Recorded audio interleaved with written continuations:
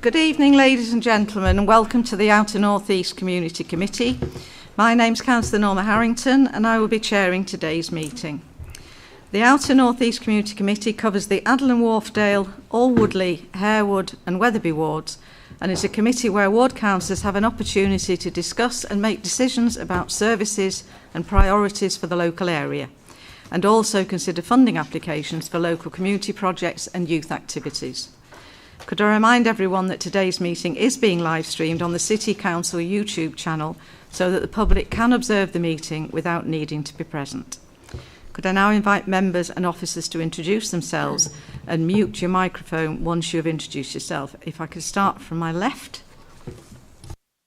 Hi, evening everyone, Jane Patterson, Communities Team. Good evening everybody, Neil Buckley, Councillor for Alwoodley. Good afternoon, or good evening. Councillor Lynn Buckley, Alwoodley Ward. Good evening, Councillor Caroline Anderson, Adderley Wharfdale Ward. Good evening, Councillor Barry Anderson, Adderley Wharfdale Ward. Good evening everybody, Councillor Alan Lamb representing Wetherby Ward and filling in while other colleagues sit down at the tables.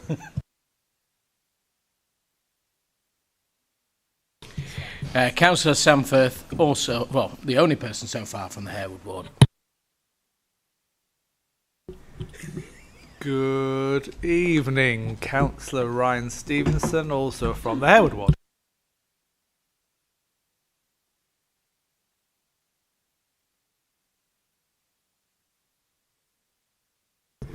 Good evening, Councillor Dan Cohn from the Alwoodley Ward. Good evening, Councillor Penny Stables, Wetherby Ward. Thank you. So, can the clerk please run through agenda items 1 to 5, please? Thank you, Chair. Under item number 1, there are no appeals against the refusal of inspection of documents. Under item number 2, there are no items which require the exclusion of the press and public. Under item number 3, there are no formal late items. There is some supplementary information for the finance report in relation to the capital budget allocation. Moving on to agenda item number 4, can I ask members if they've got any interest to declare? I'll take that silence as a no. And agenda item 5, apologies for absence. We've received apologies from Councillor Robinson. Thank you, Chair. Thank you. So, the next item is to confirm as a correct record the minutes of the meeting held on the 1st of December. Are there any queries about the accuracy of those minutes? No? Okay, thank you. So now we come to the open forum. I do understand that we have a member of the public who wishes to speak this afternoon. Oh, 2 members of the public that wish to speak. Okay, well, in that case, there will be a period of 3 minutes each, please. Thank you. Would you like to introduce yourself and tell us where you're from? Yeah. David Fanneroff. Oh, right, okay. My name's David Fanneroff. Thank you. I know that Leeds Bradford Airport has made an application to increase nighttime flying. I'm very worried about this for 3 reasons. People sleep. The World Health Organisation recommends that at least 7 hours uninterrupted sleep a night is needed for adults, more for children. This will become impossible for thousands of people in Leeds. Air pollution, despite planes becoming more efficient, the increase in plane numbers will cause more toxins in the atmosphere and more particles over the residents of the cities and the wards that you represent. Climate change, we need a reduction in fossil fuels, not more use. I've been told that you as councillors can't make a decision on this application and the public can't comment. I really feel this is anti-democratic and not in the spirit of how a council should operate. Surely there must be something that you can do to stop this potentially mass increase of damaging expansion of Leeds Bradford Airport, flying even more planes at night. Please can you consider this and consider what you can do to stop this terrible thing happening. Thank you.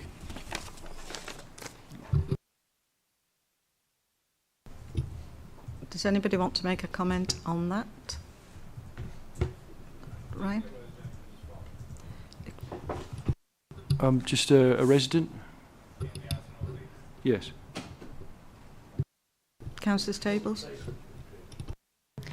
Just to say, I've got every sympathy with what you're saying. I'm also equally concerned about the increase in night flights. And just to say that we've been told that the council, using the Town and Country Planning Act 1990, is going to issue a call for evidence from third parties. Therefore, you should be able to participate in that. So it's just to make you aware of it. Thank you. Councillor Lamb, you wanted to say something? Yeah, I was going to make the same point that there will be a call for evidence, so there is opportunity for people to make representations. So it's something a lot of us are keeping a close eye on.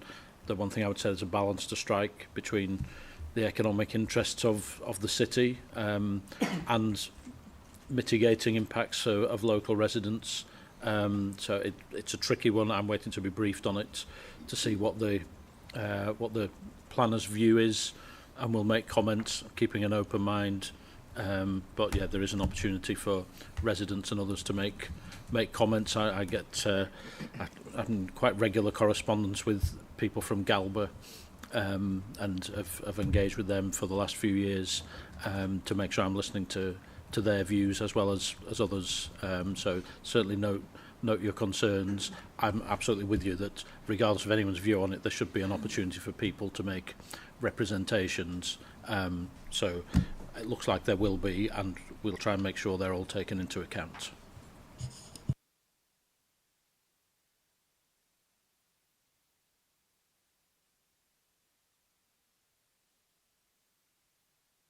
Okay, just on that economic point, I think it's really important to recognise that ill health affects the economics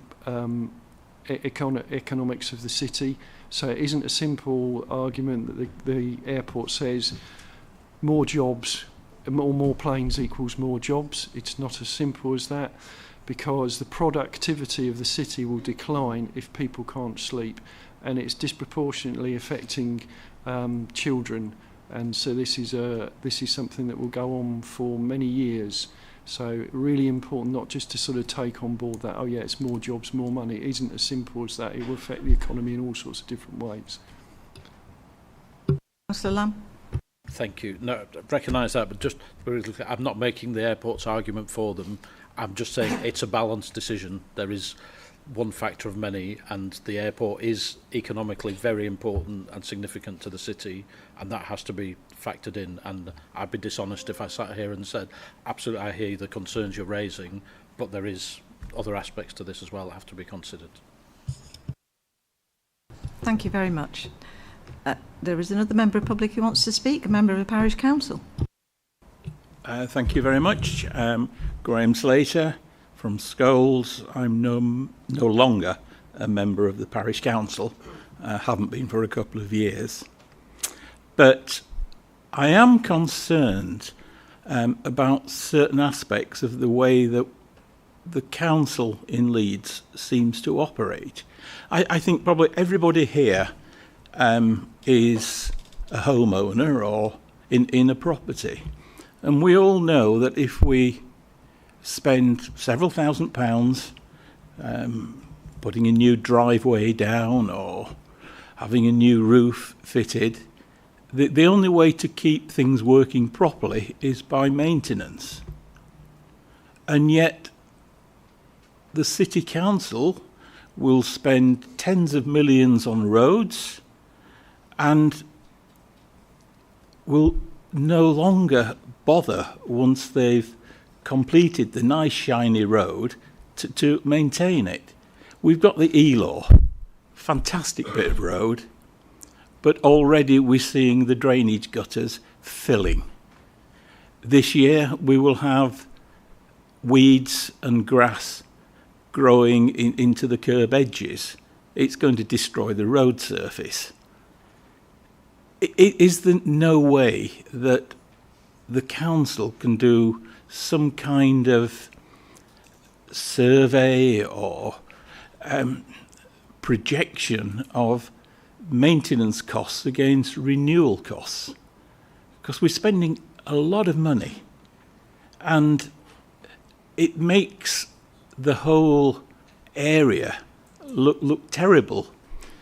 I journey down into Leeds through York Road, and if you look at the bus lane in the middle from the Asda down, it's probably, I'm old, so it's 4 inches thick, not 100 mil. It's full of litter, it's full of weeds, it's full of water at the moment. That's correct. And it destroys what's there. It also makes me embarrassed as a resident to think that anybody coming in through a main arterial road, what do they see? Litter, rubbish, fly tipping. It's just not acceptable that we do this kind of cost exercise. Can this committee bring some pressure on the actual council to change their attitudes, please? Councillor Lamb? Yeah, thank you, Chair. Well, so I couldn't agree with you more. And the answer to your question is absolutely yes. At the next full council meeting in a couple of weeks' time, we'll be bringing a white paper motion on that very subject. And you may not be aware, the council has built up a backlog in its wisdom of £300 million of highways maintenance, including gullies, which if you don't keep the gullies and the drains clear, that means the maintenance backlog builds up because the roads get flooded and they get damaged faster. So if you keep on top of it, it wouldn't get like that. Yeah, and to take your house analogy from the start, if you had a leaky roof in your house, you'd fix that before you put a conservatory on the side, but the council seems to focus on putting the nice shiny conservatory first rather than fixing the basics. So our white paper in 2 weeks will be putting exactly that argument forward, that we should be spending the money on the basic things that people expect their taxes to cover, like keeping the roads clean, keeping them well maintained, keeping the gullies clean, sweeping leaves so that they don't go down the drains and block them up and so on. To us, it's common sense. Whether they vote for it or not is a different matter, but that's what we'll be putting forward and encouraging them to do. So I hope that helps. I've got Councillor Neil Buckley, Councillor Firth and Councillor Stables. Thank you, Chair. I would just obviously agree with Alan on all this. The other thing that you didn't mention was the weeds at the side of the roads. What used to be mown verges is now simply left relaxed mowing, exactly. And of course, what this does, I don't know whether you've noticed this, but in some areas, the road signs are actually obscured by growth from trees and bushes and all sorts. And somebody said to me a few weeks back, "Oh, I know the council has got no money." It's not that they haven't got any money, it's in the wrong place. So, as Councillor Lamb said, we're doing this, but they'll vote against it. They will, but we know that, but what can you do? Councillor Firth? Well, talking about votes, at the last council meeting we had the budget meeting, and I can speak for certainly my Conservative colleagues. We put forward a £5 million plan to actually deal with that backlog, led by Councillor Lamb, and not only that, to actually look to how we can actually improve and go beyond where we are at the moment, because of the fact that we've got, never mind potholes, we've got craters. on our major arterial roads. It took us 2.5 months to get the A58 sorted. There are parts of the A64 that are an absolute nightmare. The E-Law, I asked for a review 2 or 3 months ago into all of the signage because it looks an absolute tip, a mess.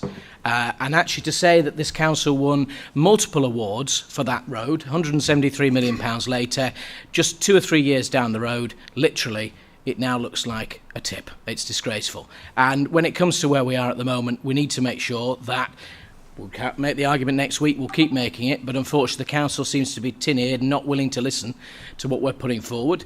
If you want to raise anything with us in particular, you know where we are. We've raised the issues of the gullies on particular parts like Nook Road in the past.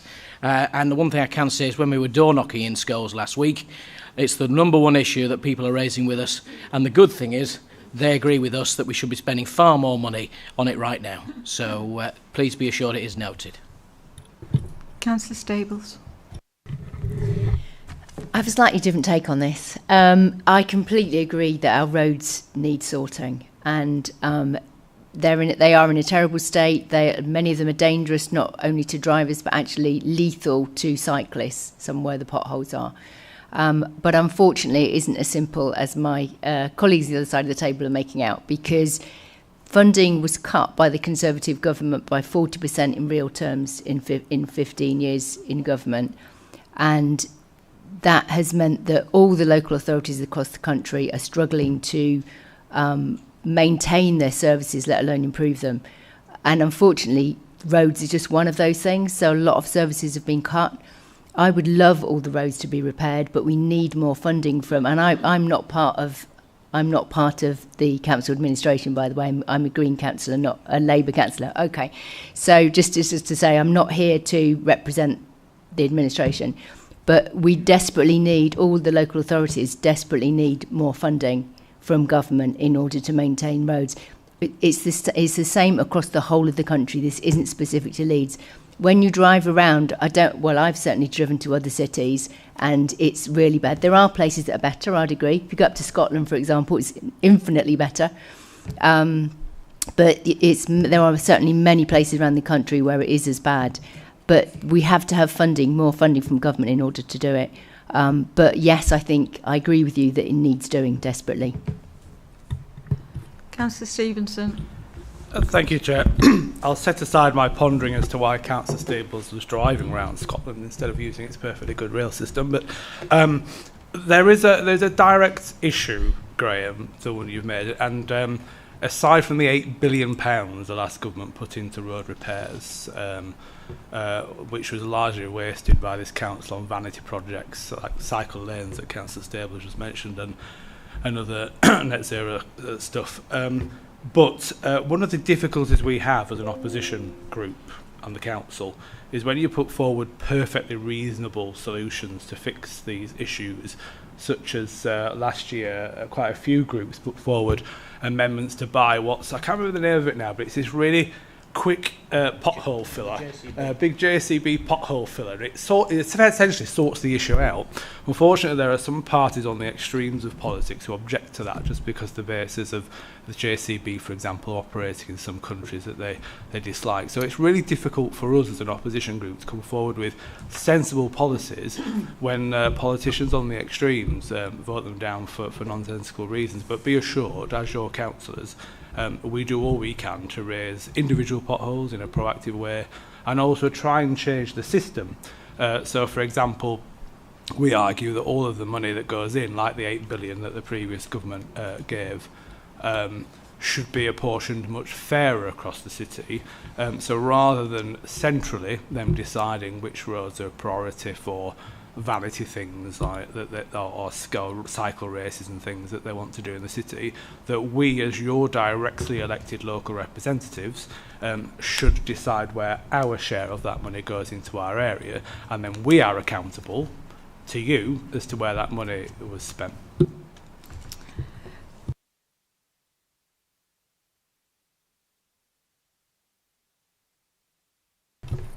Thank you, Chair. Just to correct a few things, I deliberately avoided not getting too political in my first answer, but I'm going to throw off the shackles now. So from 2020, funding from central government to Leeds City Council for spending on road maintenance has gone up by 50%. In that time, and it's the same for all councils. So if you take Manchester, Bradford and I think Sheffield as examples, in the same time period, the condition of their roads has improved significantly. The condition in the of roads in Leeds, this is what's centrally assessed, same for all councils, has declined substantially.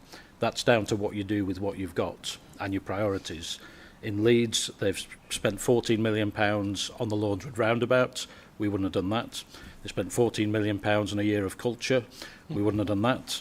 They've just approved £14 million and an overspend for a very complicated piece of engineering to create a segregated cycleway through Headingley. Wouldn't have done that. Millions spent making the city centre more inaccessible. They didn't have to do that. That's all the choices. The 40% figure Councillor Stables used is not correct. That's simply all that's doing is taking council core grant funding, but the model of council funding is not the same as it was in 2010 because they've moved away from grant funding in that period to more business rates based and a higher business rates retention, so you're not comparing like with like. So if you actually take a like with like comparison of the funding, yes, I would accept funding has reduced overall, except for roads maintenance. Road maintenance funding has gone up in that time. In Leeds, the quality of the roads has gone down. That tells you it's the political choices of this council. Other councils, run by all different parties, have taken that money and improved the condition of their roads. Leeds has done the opposite. If we get the chance to do something about it, we'll fix it. Councillor Barry Anderson. I was going to make similar points. It does come down to political priorities. That's the problem. But also, it was mentioned by Councillor Stevenson, I've personally been chasing up for a number of years them to use different technology. Why is it when they're filling a hole, they go along with a bucket, go down and stamp on it, hit the shovel on it? What they should be doing is cutting out a rectangle, taking in 4, 5, 6 potholes all at the same time. So they're then replacing it onto a solid surface, not one that's going to break up as soon as the bad weather comes along. They've been told that, but they refused. The Chief Highways Officer refused to accept what we were saying a number of years ago, just said no. And also some of these things are not labour intensive, so that causes problems for the administration to actually get them through, because anything that does away with somebody's job is seen as bad by a lot of people. So we've got to look at that. Now, as to what can be done about it, I do think we've got to give more responsibility to local communities. We've got to work with parish and town councils to try and deliver what is best for them. You should have a plan that you have to be part of. We should be coming to you saying, right, we've got X amount to spend. You make the case why roads and schools should be prioritised this year over ones in Wetherby, for example. You need to make the case as to why it should be spent. So the budget is set for this area, and we then decide how to spend it. How we can do some of the other things. On the gully cleansing, they need to, if they just clean the roads more clearly. One of the problems we've got in this city is that if the crew don't think the road is dirty, they will not clean it. They've given authority to the drivers when they're driving around. If in their opinion it's not dirty, they can ignore that. But I've got different standards than some of them. I want to live in a community where you could not exactly, you know, as soon as you see rubbish, you should be saying, let's get rid of that, let's stop it happening. So that when builders, because we've had a lot of building, and I presume you have in schools as well, or farmers, when they're dropping stuff down as well, it causes all sorts of problems on the road surface as well. So we've got to look at that. I represent Adelaide Wharfdale. We are really badly hit as well. It's absolutely ridiculous, the state of the roads. And one thing I would say, we've talked a lot about cars today, but as Councillor Stables did say, cyclists, it is nigh on impossible for a cyclist to cycle on our roads nowadays, because the jagged edge of them, we've got out the back end of where Councillor Buckley and I share a board boundary, the path has disappeared at the edge of the road. So it's making, so when you're driving along now, you're actually picking mud up rather than road surface, and that's just adding to the problems. It's years and years of lack of investment, and it comes down to political priorities. My understanding, and fine if Councillor Stewart wants to correct me, but the money has not been as significantly cut as people. It's their priorities that have changed. It's where they've chosen to spend their money.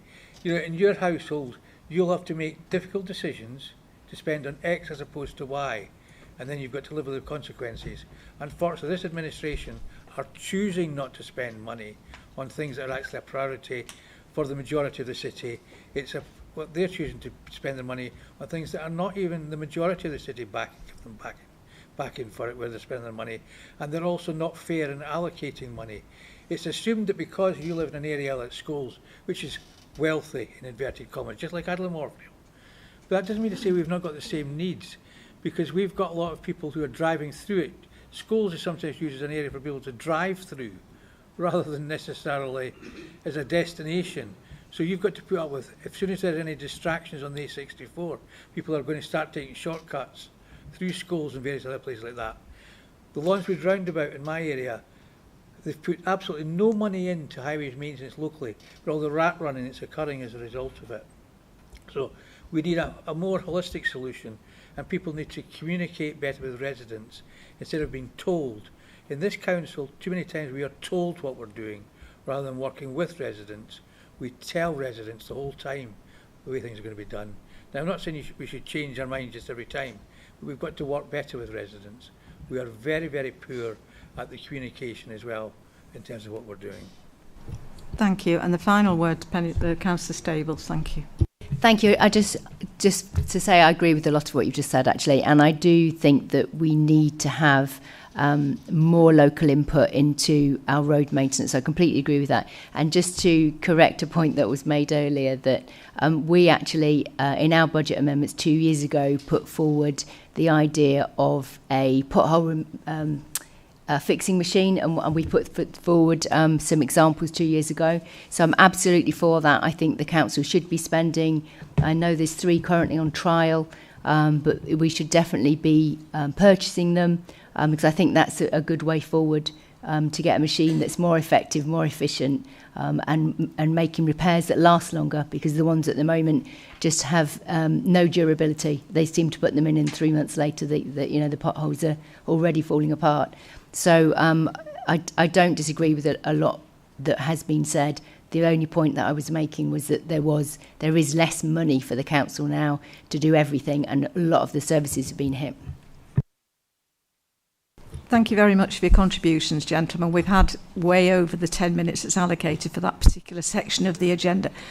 Oh, I'm being heckled. Okay, yeah, go ahead and ask your question.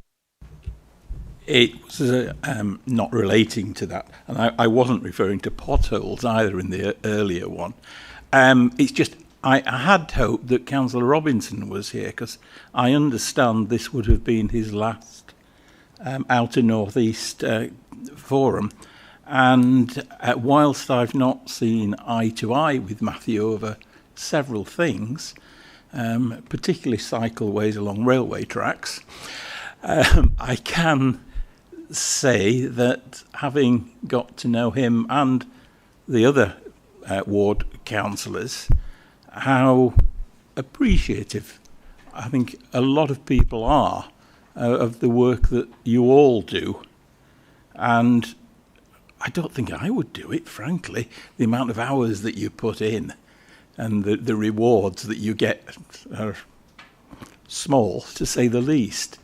But it was just to say, on record, thanks to Matthew for everything that he has done and achieved for our village and the Harewood ward. Thank you very much. Okay. Gentlemen, you're quite welcome to stay if you wish to do so, but you're also quite welcome to leave now. Okay. So the next item on the agenda is the Outer North East Forward Plan, and I would ask that champions who are chairs of the delivery groups may wish to comment on their part on that. So what's the first? Councillor Stevenson, children and young people. Councillor Stevenson. Councillor Stevenson, you're first up, children and young people. Thank you, Chair. Yeah, just to remind members and those watching, our local priorities that we set for the Outer North East on the Children and Families brief was to ensure that every child in our area had access to outstanding education across both the state and the independent sector, which for many of our residents has been something that's filling up our mailbox lately, given the socialist policies that are coming in and restricting the rights to quality education for the residents we all represent. We also decided that we wanted a variety of enrichment activities outside of school to broaden the horizons for pupils in our area, not just the traditional activities, but also different types of disciplines, etc., that they wouldn't get to do ordinarily.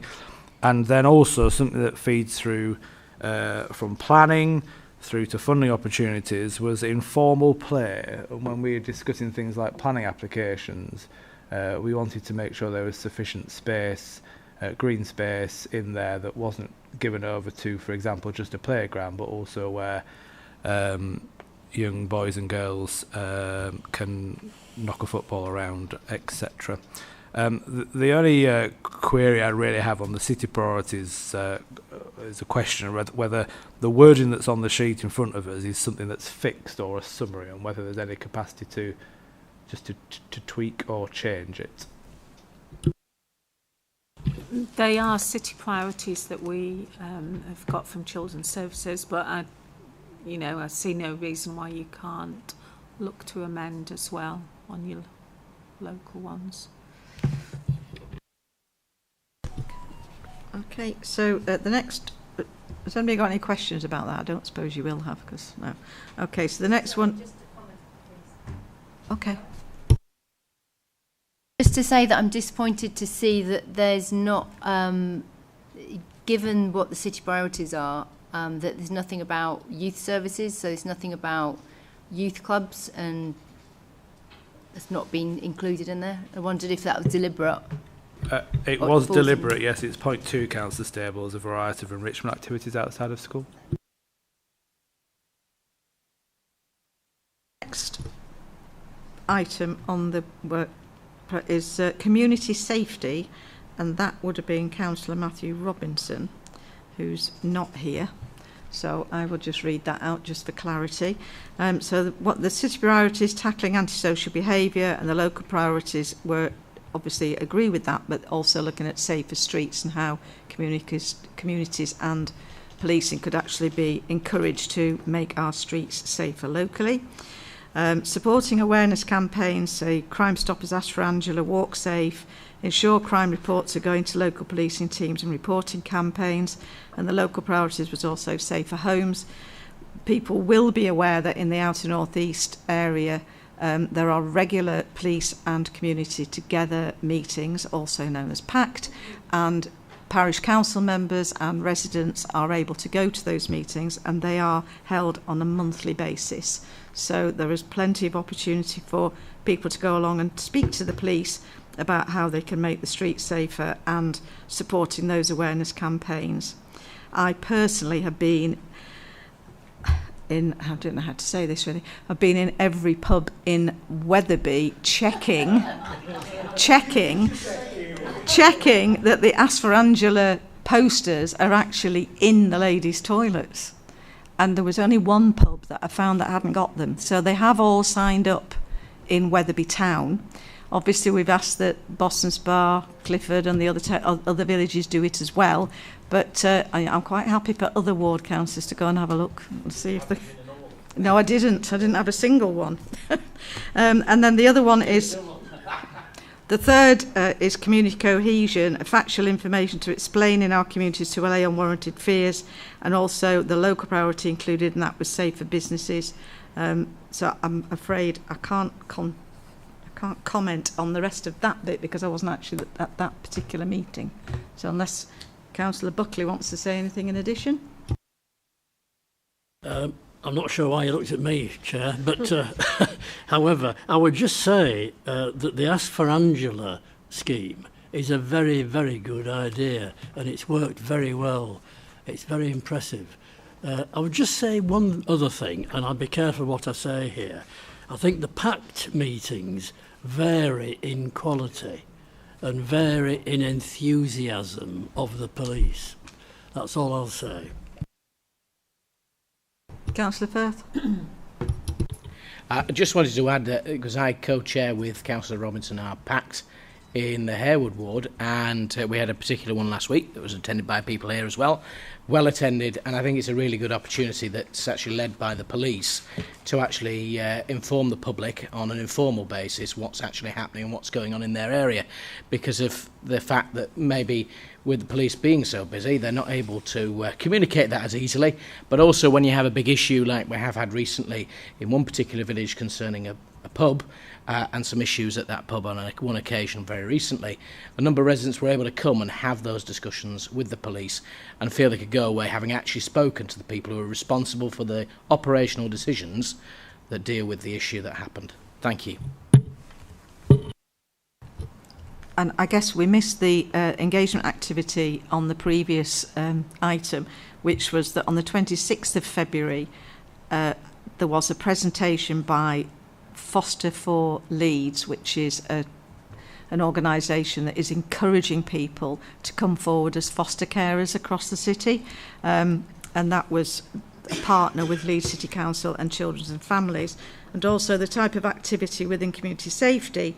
Again, at that Town and Parish Council forum meeting, there was a gentleman from Crime Stoppers came along and gave a presentation on that, and that was again very interesting, and the information has been sent to all parish clerks. So if anybody wants to find out any more about either of those items, please contact your local parish clerk. Thank you. So the next one is environment. Councillor Barry Anderson. Someone was saying when he first came in, because the first one was to improve the environmental quality and condition and cleanliness of streets, public spaces. Well, we would agree with that, but what we would have, we do have genuine concerns as to whether or not the council are as committed to it as the wards. So we hopefully, I won't be here because this is my last meeting as well, but hopefully the members take on that one and keep the pressure up on the council to actually deliver in those things, because at the moment they are not putting the investment in to a number of our areas. And we are wanting to improve refuse collection, because it is a disgrace, to be quite frank, the state of bin collection in Wetherby and in Adlan Wharfdale. I can't comment on the other areas, but it is just ridiculous to this day and age that we're still missing so many bins all the time, the same areas, week after week after week.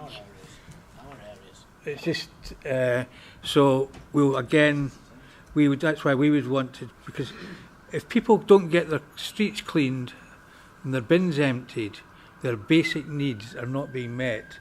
And whatever the council are choosing to prioritise on, in our opinion, they should be prioritising these basic needs to begin with, because the rest can then follow. We're wanting people to reduce their carbon footprint by reusing, etc., etc.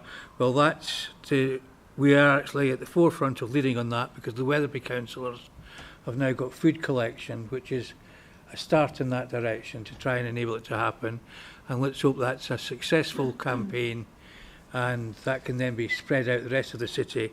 That'd be one way to try and to reduce the carbon footprint.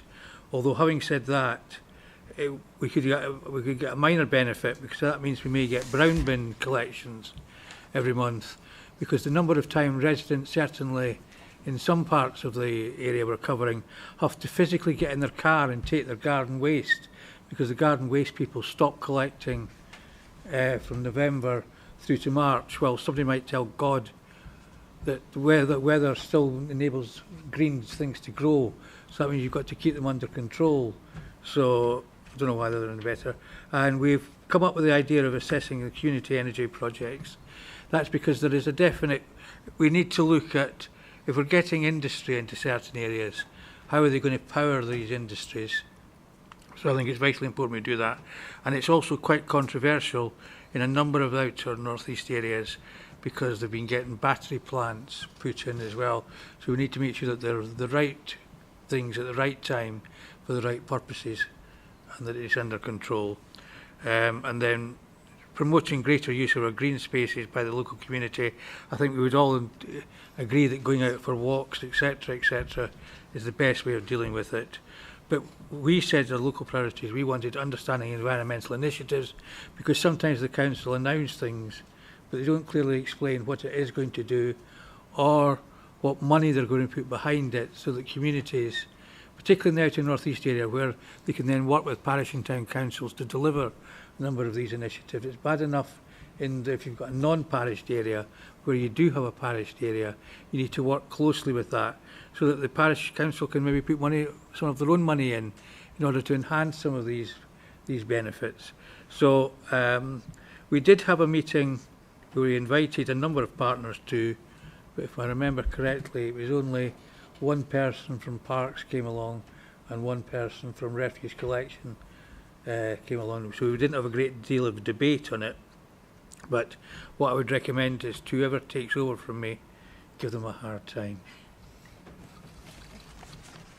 Thank you, Councillor Anderson. And then the final one is health, wellbeing and adult social care, and that's Councillor Caroline Anderson.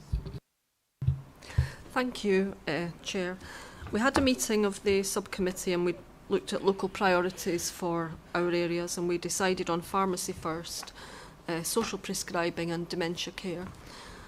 And Elaine has just in the last few days managed to secure some speakers for subgroups for next year for this for these topics.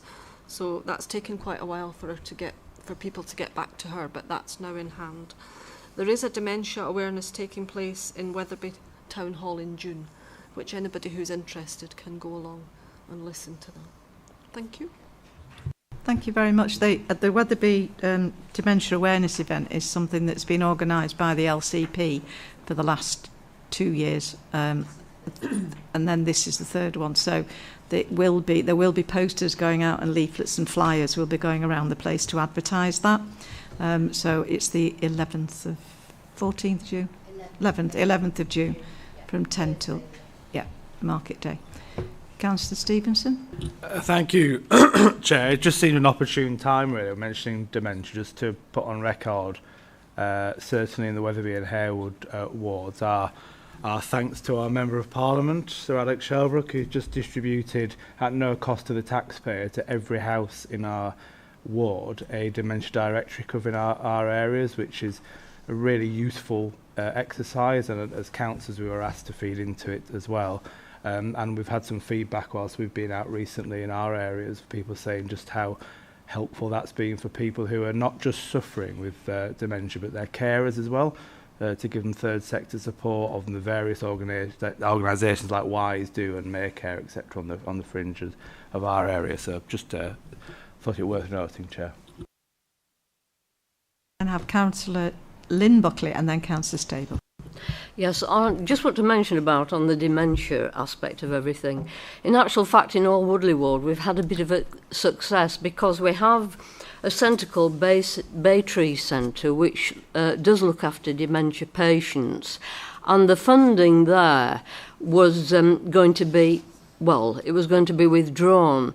But following meetings with the lead councillor on the Adult Health and Safety Scrutiny Board, they've agreed not to cut the funding, but to use the assisted assessor at Baytree to help the council to a degree in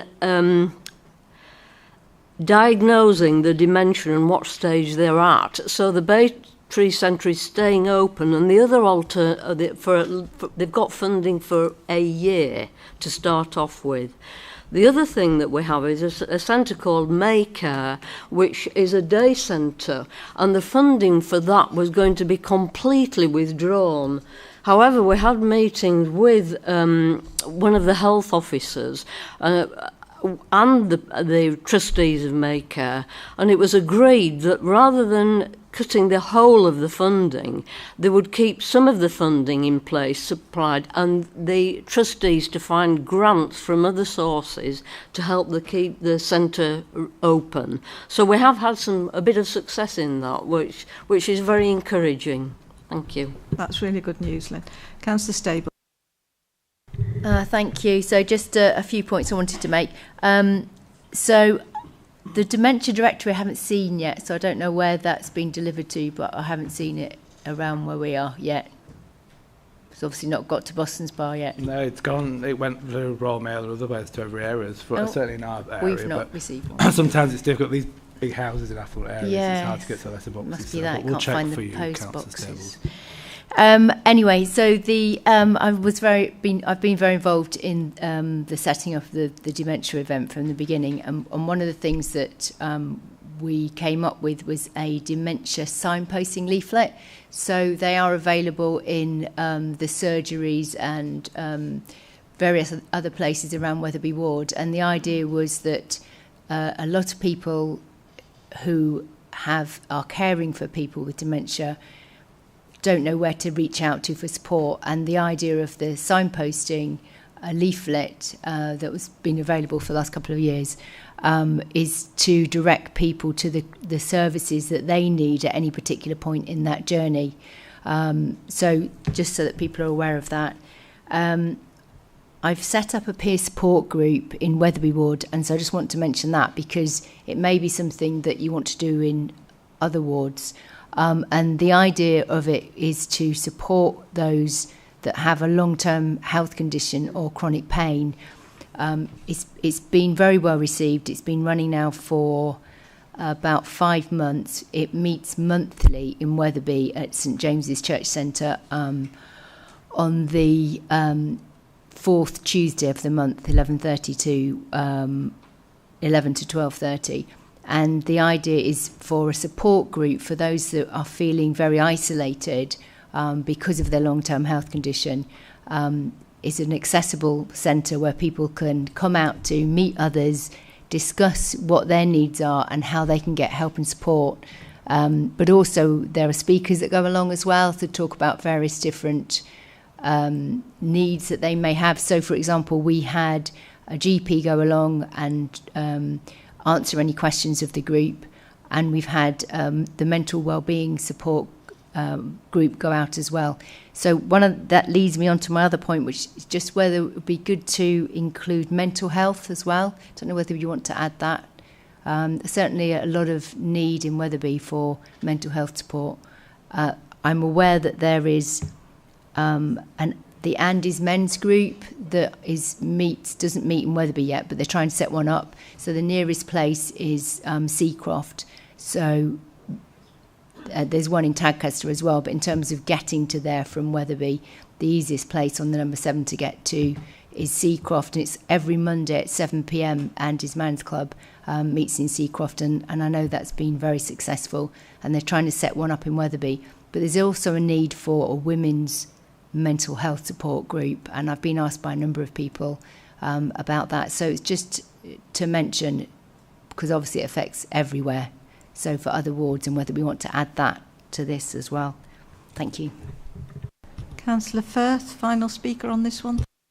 Thank you, Chair. Well, I'm just delighted to hear so many people raising these issues because I know it's something that's, whatever's been raised has been very close to everyone's hearts, and I think that just reflecting on the point that Councillor Stables just made about mental health, I think that's the difficulty here is if we can get down into the nitty-gritty and say that how each of them should be included, but actually you could say that mental health comes under the umbrella of social prescribing because it is about having a system that connects people wherever they are in their community to whatever is practical or economically or socially available to them locally to be able to deal with their conditions. So that's the only issue, is actually how do you segment it all out. But certainly I think that should be included in that particular area. But I also think that it's also good because we live in an area in the Harewood ward, in the Wetherby ward, and all of the wards that are represented here that have some of the oldest people living in our city, and the oldest demographics, I should say, sorry. And funny enough, at the moment, represented by, in particular, the Harewood ward, 3 of the youngest councillors on the council. And what I can say from us is the fact that I think it's really helpful that with the actual volunteers that we have in so many places that enable these events to take place, be them in a directory or a signposting leaflet, whatever. In our patch, we've got Sweet Memories Cafe, we've got the Elderberries in Scholes, lots of organisations that are set up by volunteers, and without them, we wouldn't get anywhere. And we're very lucky to have them to help people who are the most needy in society. Thank you very much. The next item on the agenda is the Outer North East Community Committee Finance Report, and Jane's going to lead us through that. Thank you, Chair. So if I can just bring to members' attention the current budget position for each of the budgets. So on page 24.23, there's a remaining balance of 56,386 in wellbeing funding, and then at the bottom of the page you can see the split for each ward. At point 26, Youth Activities Fund, current budget position is 38,833, and again you can see the wards split at the bottom of the table. At point 28 on page 25, the Community Committee, the SIL balance, which is for Adel and Wharfdale ward only at this point, is £249,636.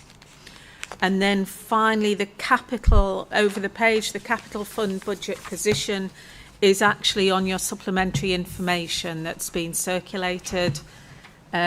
So there is a capital budget of currently of £38,211, and again you can see the ward split on that supplementary item. So unless there's any other questions on that, I'll go straight to the applications. And the first one's at paragraph 31, which is £3,500 for window repair in the community building in Adel Methodist Church. 3,500. Yep, that's agreed. Everybody happy for that? Yes, everybody nod. At 32, a request for £1,500 for Alwoodley Community Association building. 33, a further £1,500 from Alwoodley Ward for the Birkdale Mount Barrier for climate, energy and green space. Yep. At point 34, this is the A58 Wetherby Road crossing at Bardsey. Now, my understanding is Elaine has contacted members and suggested the proposal of £9,304.60 split between wellbeing funding and capital funding. Yep. So that's, I'll give Andy the figures for that. 35 is £950 for Aberford Literature Festival from Harewood. 36 is £2,825 for the Wetherby Lions for their community events. Yep. 37 is £7,235.20 for WISE for the grass cutting scheme. Yep. And 38 is £5,000 for Wetherby Development Fund. It's just a ring fence. Thank you. Brilliant, thank you. And then we have two applications for Youth Activity Fund. So the first one is for Wetherby Ward, £11,365 for the Leeds Rhinos for the multi-sport camps. Yeah. And at 40, it's £10,325 for the Rhinos multi-sport camps for Alwoodley Ward. Yes, Councillor Cohen. Thank you, Chair.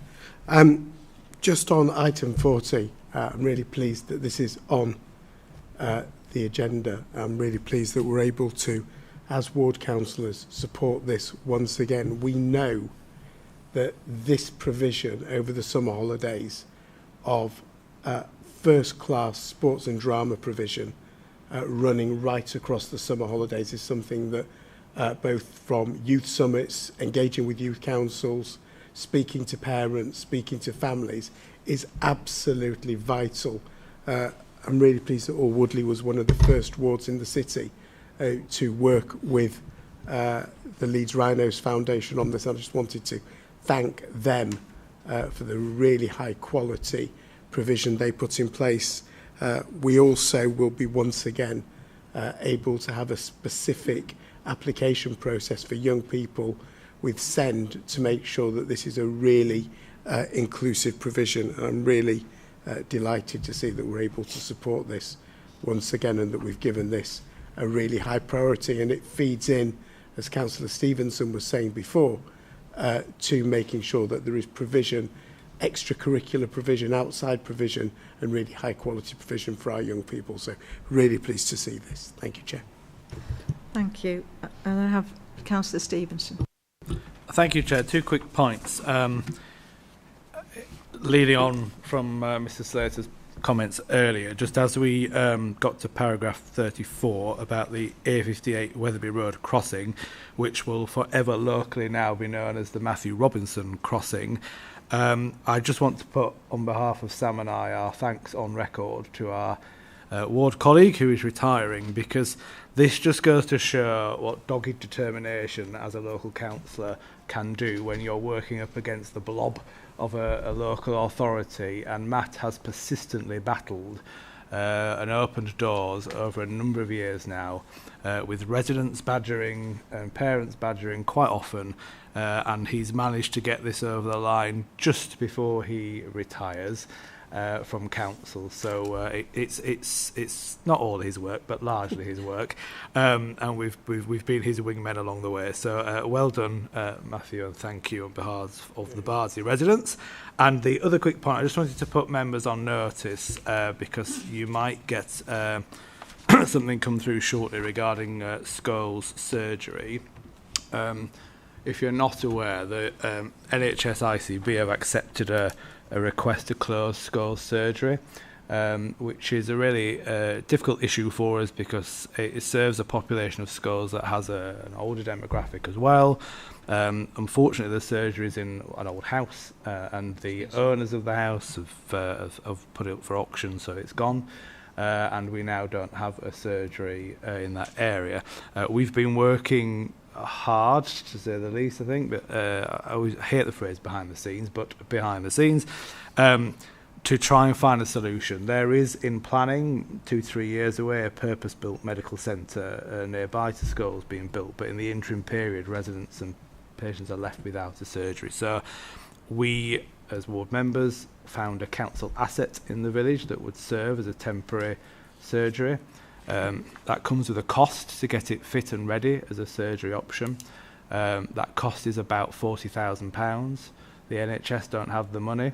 The GP surgery don't have the money.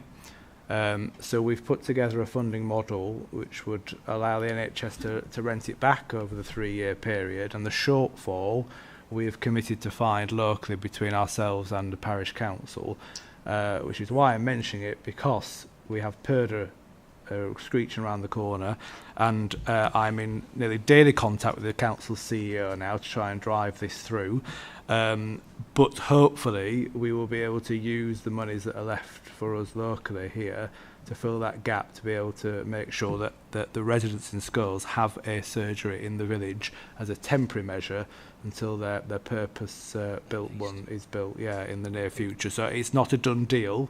There are various decision-making processes here at the council to overcome, but the one that will come to you, colleagues, will be a funding decision, I think, for us to meet a shortfall locally. And Councillor Caroline Anderson. No, I'm pleased to hear that. It's just that was raised in our subgroup about the surgery at Scholes when we had our subgroup, and since then I've raised it twice at Health and Wellbeing Board workshop and another meeting as well, because it's just so difficult for people to get to Seacroft from there.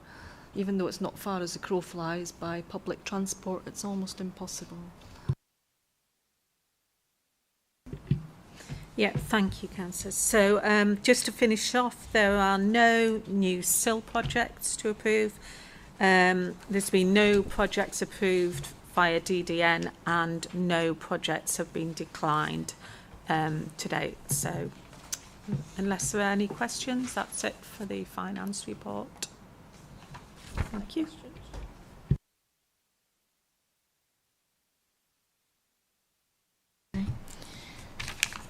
So, as has already been alluded to by various speakers in the meeting, it is, in fact, the last Community Committee meeting for Councillor Robinson, who unfortunately isn't here this evening, had to tender his apologies.